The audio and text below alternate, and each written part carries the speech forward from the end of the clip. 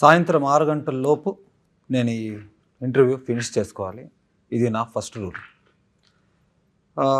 తెలుగు ఇండస్ట్రీకి రావాలంటే ఒక ఫ్యామిలీ బ్యాక్గ్రౌండ్ ఉండాలంటారు. అలాంటి ఫ్యామిలీ బ్యాక్గ్రౌండ్ ఇచ్చిన నా డైరెక్టర్కి వెల్కమ్. నమస్తే. ఎప్పుడూ మొబైల్లోనే మునిగిపోయిన నా సిస్టర్కి వెల్కమ్. ఇంత యాక్టివ్గా ఉన్న హీరోకి ఒక most laziest man on the earth నా బ్రదర్కి వెల్కమ్. ఇవన్నిటికంటే ఇంపార్టెంట్ ఒకటి ఉంది. ఈ పేషెంట్కి ఒక డాక్టర్ కావాలి. అది డాక్టర్ రాజేంద్ర ప్రసాదే కావాలి. Welcome sir. Doctor Rajendra Prasad గారు, మీకు నా ఫాదర్గా నటించడం ఎంత సంతోషం ఇచ్చింది? నీ ఫాదర్గా యాక్ట్ చేయటం కన్నా ఈ సినిమాలో కథ చెప్తున్నాను ఏమనుకోకండి. ఒక అనాథకి ఎవరో తెలియని, అతను ఎవరో ఎవరికీ తెలియపోయినా ఒక తండ్రిలాగా ఉండు అని చెప్పి నన్ను తీసుకొచ్చి నన్ను ఇరికించింది నువ్వు నన్ను తండ్రిలా యాక్ట్ చేయాలంటే ఎలా ఉంది అని అంటే సినిమా చూడండి తెలుస్తుంది. కొడుకుగా కాకుండా ఈ పేషెంట్తో డీల్ చేస్తున్న డాక్టర్గా చెప్పండి. Then I felt very happy. ఎందుకంటే బ్రహ్మాండంగా సైకలాజికల్ ఫిల్మ్ అయింది. అసలు నాకు కథే నచ్చటం వల్ల, మెయిన్గా ముందు ఈ కథ నచ్చటం వల్ల, ఎందుకనంటే మనం కుటుంబ కథా చిత్రాలు అనేకం తెలుగు సినిమాల్లో మనం చిన్నప్పటి నుంచి చూసి ఉంటాం, తెలిసి ఉంటాయి, అనేక కథలు కూడా తెలిసి ఉంటాయి. కానీ ఒక అనాథ ఇవాళ ప్రపంచంలో అందరూ ఉండి ఇంట్లో ఒంటరిగా ఉండాలనుకునే ఈ రోజుల్లో ఒంటరిగా ఉండి అనాథగా ఉన్న ఒక కుర్రాడు సహకుటుంబం అంటే మొత్తం కుటుంబం కావాలని కోరుకునే ఈ కథ నాకు విపరీతంగా నచ్చి, అందులో ఒక తండ్రి అని మనం అంటున్నాం కానీ ఈడు యాక్చువల్గా లారీ డ్రైవర్ అండి. ఈడు లోడ్ వేసుకుని బెజవాడ నుంచి హైదరాబాద్ నుంచి బాంబే నుంచి ఢిల్లీ వెళ్ళి లోడ్ దించగానే పక్క పెట్టి క్వార్టర్ వేసుకుని పడుకునే టైప్ ఈయన తీసుకొచ్చి ఓ తండ్రి అని చెప్పి ఎంత హాయిగా మీరు నవ్వుకుంటారు. నవ్వుకున్నంత ఆనందంగానే సెంటిమెంట్ ఫీల్ అవుతారు. సెంటిమెంట్ ఫీల్ అయిన ఈ కుటుంబ కథ మిమ్మల్ని ఎటు తీసుకెళ్ళింది అనేది సినిమా చూస్తే తెలుసు. ఓకే, నేను ఎప్పుడు ఒక విషయం ఇంటికి వచ్చినప్పుడంతా చూస్తుంటాను. మీకు తెలుసు 6 o'clock అయితే నేను ఇంటికి వచ్చేస్తానని చెప్పి 6 గంటల తర్వాత నేను ఏం పెట్టుకోను పని. ఎందుకు ఈ విక్కీని అంత తిడుతుంటారు, అంత ఇది చేస్తుంటారు, మీరు అల్లరి చేస్తుంటారు, తిడుతుంటారు, కొడుతుంటారు అప్పుడప్పుడు. నువ్వు చెప్పు. నవ్వకు, చెప్పు, అడిగాడుగా చెప్పు. అంటే నేను చాలా బుద్ధిగా ఇంట్లో అన్ని పనులు చేస్తాను. అందుకే ఏంటి అన్ని పనులు ఎక్స్క్యూజ్ మీ అన్ని పనులు చేసి నీకు వండి పెడితే తినడమే ఒక పని అనేది. అంతే, అన్ని పనులు అన్ని తినడమే పని. ఓ అలా చూడు, మనిషి చూసావు, సైజ్ చూసావు ఎలా అయిపోయాడు, కొంచెం సన్నబడ్డా.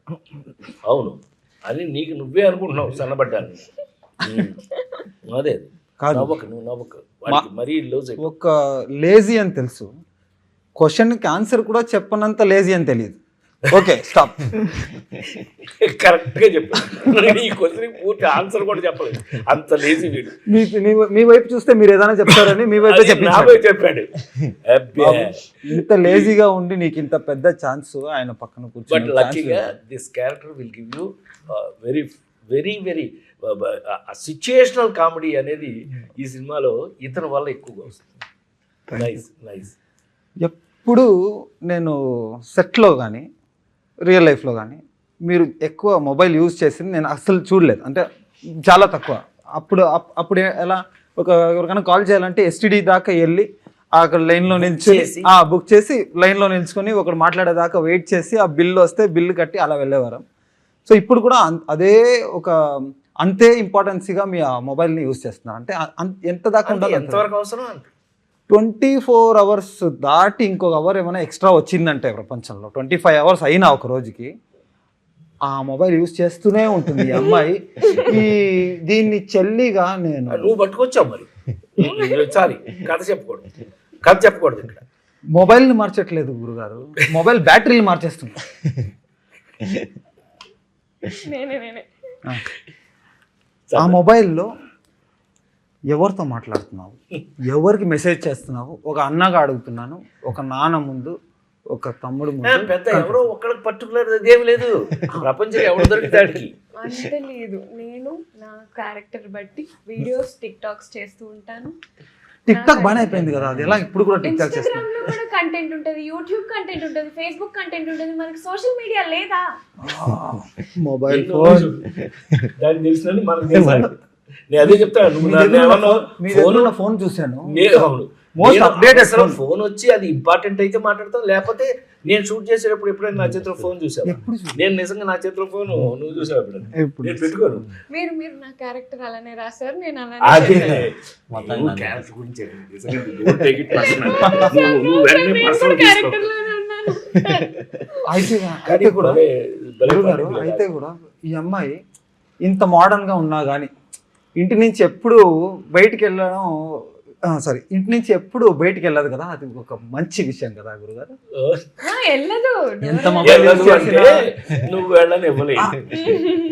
అది మీకు సినిమాలో చూస్తూ తెలుస్తుందండి, ఎన్ని రకాలు, ఎన్ని ఫన్లు, ఎన్ని రకాల చేష్టలు మీకు తెలుస్తాయి. బట్ ఎనీవే నైస్, మంచి క్యారెక్టర్, సంథింగ్ స్పెషల్, కొత్త రకమైన చెల్లి. ఎలా అనిపించింది నాన్నకు డాక్టర్ గా యాక్ట్ చేయడం? అదే నాకు ఆయన డాక్టర్ గా యాడ్ చేయడం ఒక అదృష్టం. ఇలాంటి అదృష్టం ఎప్పుడు దొరకలేదు. అలాంటిది నేను ఆయన దగ్గర నుంచి చాలా చాలా నేర్చుకున్నాను, ఎవరితో ఎలా ఉండాలి.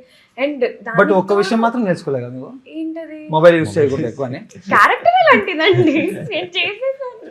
నాకు ఎప్పుడు కంటెంట్ చేయాలి అదే ఉంటది. ఎన్ని గొడవలు అవుతుంటాయి. ఇంట్లోనే ఉంటాను, ఇంట్లోనే బతుకుతాను, అందరం ఇంట్లోనే ఉంటాం, ఇంకేం చేయాలి ఇంట్లో? చెప్పు.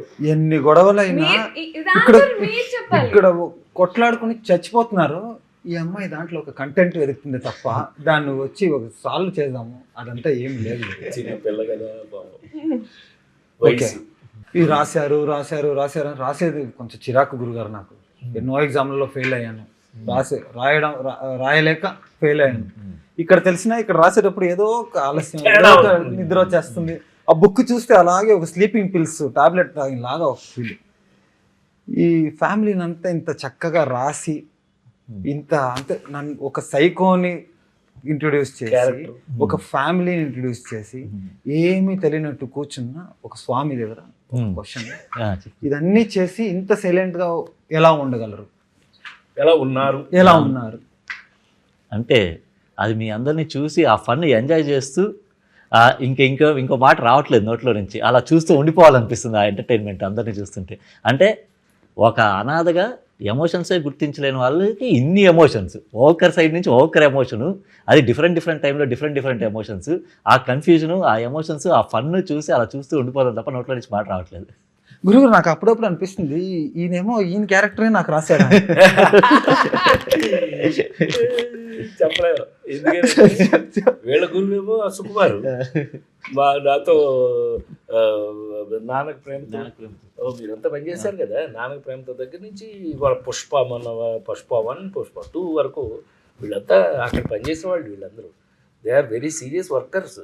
అట్ట కనపడుతున్నాడు కానీ ఉప్పెన తీశాడు ఎవరైనా నీ బ్యాచ్మేట్ బుచ్చిబాబు, వీళ్ళంతా బ్యాచ్, అంతా సుకుమార్ బ్యాచ్. ఇది అక్కడ పనిచేసిన వాళ్ళు వీళ్ళందరూ. అందుకే ఇంత మంచి కథ రాసుకోగలిగాడని అనిపిస్తుంది నాకు. ఇప్పుడు ర్యాపిడ్ ఫైర్ రౌండ్, మీరు ఫైర్ చేయండి, నేను ఆన్సర్ చేస్తాను. ఇదేంటి క్వశ్చన్స్ మనం అడగాల? ర్యాపిడ్ ఫైర్ అదే కదా డిఫరెంట్. ఒక సైకో అదేమంటే పైగా క్వశ్చన్ అడగమంటారు, ఫైర్ అంటున్నాడు. ఫైర్ నేను ఒక సైకోలాజికల్ క్యారెక్టర్ చేసినాడు, ఒక పిచ్చాడు, రివర్స్ గేమ్ ఆడుతున్నాడు. ఇక్కడ అదో అందరూ ఇక్కడ నుంచి క్వశ్చన్ విసిరితే నేను అక్కడి నుంచి ఎక్స్పెక్ట్ చేస్తున్నాను. అబ్బా, ఫస్ట్ ఏమైనా ఈ పేషెంట్ కి ఆ డాక్టర్ నుంచి ఒక ఏదో నిన్ను అక్కడ కూర్చోబెట్టారు కానీ నాయన నువ్వు కూడా ఆన్సర్ చేయవలసిన వాడివే. రేపు సినిమా చూసేటప్పుడు నువ్వే హీరో అనే విషయం మర్చిపోకు.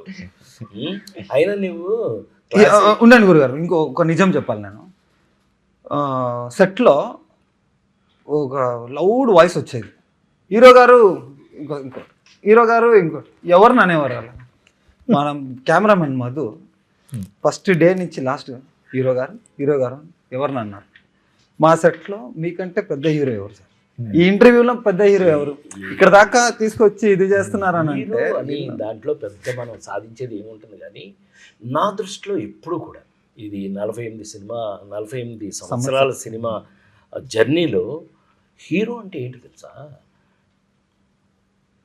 పెద్ద ఆయన కాలం నుంచి నేను చెప్తుంది ఎన్టీ రామారావు గారి కాలం నుంచి చూసిన వాడిని కదా నేను. కథకి ఎవరు నాయకుడైతే వాడే కథానాయకుడు. కథానాయకుడు ఈజ్ నథింగ్ బట్ హీరో. ఆ కథకి ఇప్పుడు ఆ నలుగురు సినిమా ఉంది. ఆ నలుగురు సినిమాలో నేను ముసలివాడి వేషం, ఫాదర్ క్యారెక్టర్ అంత మాత్రం చేత నన్ను ఆ కథకి నాయకుడు నేనే.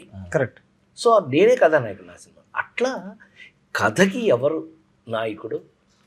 ఇప్పుడు ఈ సినిమాలో నువ్వు అనాథ, నువ్వు సహకుటుంబం కావాలని కోరుకున్నావు, నువ్వు కథానాయకుడివి, నువ్వు హీరో, అట్లా అనుకోవాల్సిందే తప్పితే అంతకన్నా ఎక్స్ట్రాడినరీగా తీసుకోవడం నాకు పెద్ద ఇష్టం ఉండదండి. ఆడియన్స్కి ఒక చిన్న విషయం చెప్పాలనుకుంటున్నాను. ఇది ఒక చిన్న ఎగ్జాంపులే. ఒక చిన్న క్వశ్చన్కి వాడు ఇచ్చిన ఆన్సర్. నాకు వచ్చిన కాంప్లిమెంట్స్ ట్రైలర్ చూసిన తర్వాత కొత్త ఈ హీరో ఎలా అవ్వాలి, హీరో ఎలా ఉండాలి, హీరో ఏం చేయాలి, హీరోకున్న బాధ్యతలు ఏంటి, అదన్నీ నేర్పిన డాక్టర్ రాజేంద్ర ప్రసాద్ గారు. నేను నా లైఫ్ మొత్తం మీకు రుణపడి ఉంటాను సార్. ఈ సినిమా ఎప్పుడు నేను మర్చిపోలేను. క్యారెక్టర్ నాకు తెలుసు. ఉదయ్ నాకు కథ చెప్పిన దగ్గర నుంచి ఆ క్యారెక్టర్ నాకు తెలుసు. ఆ క్యారెక్టర్ మీద రన్ అవుతుంది ఎలా అని నాకు తెలుసు. తమ్ముడు కాదు, చెల్లెలు కాదు, తండ్రి కాదు, తల్లి కాదు, కానీ ఒక అనాథగా ఉండి ఎలా తీసుకోవాలి దాన్ని అనే దాంట్లో నీతో పాటు నేను కూడా సహాయం చేశానేమో నాకు చేతనైనంతలో. అది ఉపయోగపడిందో లేదో నాకు తెలియదు. అది రేపు దేవుళ్ళు అది దేవుళ్ళు ప్రేక్షక దేవుళ్ళు వాళ్ళు రేపు చెప్పాలి ఎలా ఉంది, ఎంతవరకు కరెక్ట్ అని. అయితే కనుక దెన్ వీఆర్ సక్సెస్ఫుల్. ఏ ఒక్క సినిమా నువ్వు రామ్ ఒకటి గుర్తుపెట్టుకో, ఏ ఒక్క సినిమా ఒక్కడి వల్ల ఏ ఒక్కడో చేస్తే అది ఇంపాసిబుల్, అయ్యే పని కాదు. ఆశ్చర్యపోతాం మనం, మహా ఆశ్చర్యపోతాం. ఎందుకనంటే నేను పెద్ద ఆయన దగ్గర నేర్చుకున్నటువంటి రామారావు దగ్గర నేర్చుకున్నటువంటి లెసన్స్లో ఇది ఒక లెసన్. అయితే కనుక ఎవరి బాధ్యతను వాళ్ళు నెరవేర్తించితే తప్ప ఒక సినిమా సహకుటుంబంగా రాదు. మనకు అదృష్టం కథ దగ్గర నుంచి కూడా అన్ని రకాలుగాను అందరూ పార్టిసిపేట్ చేయబట్టి ఇవాళ ఈ షేప్లో ఉన్నాం మనం అనేది నా నమ్మకం. And I love to work like this till I die. Actually మన సినిమాలో ఒక సీన్ ఉంటుంది ఇలాగే, ఒక ఇంట్రడక్షన్. అది మీరు సినిమా చూస్తే తెలుస్తుంది. But very important, HNG cinemas Madev Goud గారు ఇంతంతా చేసి పెట్టిన దానికి మా అందరి తరపున, మా ఫ్యామిలీ తరపున, మా సహకుటుంబం తరపున, మీ సహకుటుంబం ఇది థ్యాంక్ యూ సో మచ్. మిమ్మల్ని గుర్తు చేసుకోవాలనుకున్నాను ఈ సందర్భంలో. నువ్వు అనాథవు కదా, నీకు ఇంత మంచి ఫ్యామిలీ కావాలి, మంచిగా చెడు నాకు తెలియదు కానీ ఇంత మంచి ఫ్యామిలీ కావాలని నువ్వు ఎందుకు కోరుకున్నావు? కథ రాసిన వాడిని అడగండి సార్, నన్ను అడుగుతావా? చిన్నప్పటి నుంచి నాకు ఒకటి ఉండేది, ఒక ఫ్యామిలీ బ్యాక్గ్రౌండ్ ఉంటే బాగుండేది కదా, మన సినిమా ఫ్యామిలీ బ్యాక్గ్రౌండ్ ఉంటే బాగుండేది కదా అని. అది ఇలా వచ్చింది. బట్ ఈ సినిమాలో సినిమా చూసిన తర్వాత తెలుస్తుంది ఆడియన్స్ కి ఈ మాట ఎందుకు చెప్తాను. Happy nice to work. ఒక పబ్ లో మనది ఒక సీన్ ఉంటుంది. అవును. అప్పుడు మీకు చెప్పలేదు, ఆ పోస్ట్ ఇట్ ప్యాడ్స్ వస్తాయి కదా, రాసేసి అతికిస్తారు. నేను టేబుల్ ఇటుపక్క ఉన్నాను కదా, ఇటుపక్క ఫుల్ అతికించుకున్నాను. మిమ్మల్ని ఇలా చూడడం, అలా చూడడం అని చెప్పడం, అలా చూడడం అని చెప్పడం. ఫస్ట్ టైం కదా, నీకు కొంచెం ఎక్సైటింగ్లో ఉండుంటుందేమో కానీ మనం ఈ కథకి, మనం వర్క్ స్టైల్కి ఏముదై ఈ సినిమా వర్క్ స్టైల్కి మనకి ఎవరికి కూడా బేసిక్గా టెన్షన్ లేదు కాబట్టి, బేసిక్గా మనం క్యారెక్టర్స్లో ఉన్నాం కాబట్టి ఎవరి క్యారెక్టర్ని వాళ్ళు దే స్టార్టెడ్ ఫీలింగ్ ఇట్. ఈ పిల్ల అయితే క్యారెక్టర్ బయట నేను ఎప్పుడు ఎప్పుడు క్యారెక్టర్ బయట ఎప్పుడు చూడాల. మనాడు కూడా దొరికిందే ఛాన్స్ అని చెప్పి తినేశాడు, మొత్తం ఏది ఇస్తే అది శుభ్రంగా తినేశాడు అని అనుకుంటాను నేను. లేదు లేవయ్యా నువ్వు సర్లేవయ్యా, అప్పుడు ఏమన్నా షూటింగ్ అప్పుడు సార్ నేను మళ్ళీ మీరు చూసే టైంకి కొంచెం సన్నబడతాను సార్ అన్నాడు. యాక్చువల్లీ వదిలే వదిలే ఇంటర్వల్ బ్లాక్ లో మీ ఇద్దరి వల్లే అది రివీల్ అయింది. అది ఆడియన్స్ ఇంటర్వ్యూ బ్లాక్ ఎంత బాగుంటుంది. నువ్వు టీవీ కారణం ఇతరే. నువ్వు ఆ రోజు టీవీ చూడుకుంటే నా ఫ్యామిలీ నాతో ఉండేది. సరే ఇప్పుడు ఎందుకు కొట్టుకుంటారు? ఆ కథ చేస్తాం అయిపోయింది. సరే ఇప్పుడు నేను ఒక క్వశ్చన్ అడుగుతా. సహకుటుంబ నాం కదా, నాన్న ఉన్నారు, చెల్లి ఉంది, తమ్ముడు ఉన్నారు, నీకు ఎవరు ఇష్టం? అమ్మ పెట్టాడండి ఫిట్టింగ్. మన ఫ్యామిలీలో మమ్మీని కూడా కలిపి చెప్పు. మన నలుగురిలో నీకు ఎవరు ఇష్టం? మమ్మీతో సహా. మమ్మీ ఇక్కడ లేదు, దుబాయ్ లో ఉంది. అయినా కూడా నీకు ఫ్యామిలీ మొత్తం కావాలి కదా, ఎవరు ఎక్కువ ఇష్టం చెప్పు, నిజం చెప్పు. అయిపోయాడు. ఇంకేముంది? No safe blank answers. Blank అయిపోయాడు. Gap rapid fire fast fast చెప్పాలి. ఫుల్ గ్యాప్ అయిపోయింది. ఫుల్ ఫ్యామిలీ వద్దు నాకు. నువ్వు అసలు క్యారెక్టర్ నే రివర్స్ ఒక్కరి పేరు చెప్పాలి టక్కర్. అంతా చూడండి, కానీ భలే సహకుటుంబానం పెట్టిన తర్వాత ఎవరు ఎక్కువ కాదు, ఎవరు తక్కువ కాదు, అందరూ కావాలి అని అందరూ కావాలి, కోట్ అందరూ కావాలి. అందుకే నువ్వు ఒక్కరిని అడిగితే select చేసుకున్నాడు. నువ్వు ఒక్కరిని అడిగితే నాకు ఎవరు వద్దు, అందరూ కావాలంటే అందరూ రావాలి. అందులో ఫస్ట్ అందులో ఫస్ట్ మా డాక్టర్ కావాలి, ఎందుకంటే నేను పేషెంట్. ఒక డాక్టర్ అట్లని కాదు, బాగా మంచి వర్క్ చేసాంగా మనం. Happy, very happy. మేము ఇంత సంతోషంగా ఎలా అయితే కుటుంబం కాకుండా కుటుంబం ఎలా అయిపోయామో, మీరు రేపు ఈ సినిమా చూసిన తర్వాత కూడా ఈ సినిమాలో మీరు కూడా ఒక మెంబర్ అయిపోతారని నేను గ్యారంటీ ఇస్తూ, తప్పకుండా సహకుటుంబానాం సినిమా థియేటర్లో చూడండి. నమస్కారం. Thank you sir, thank you.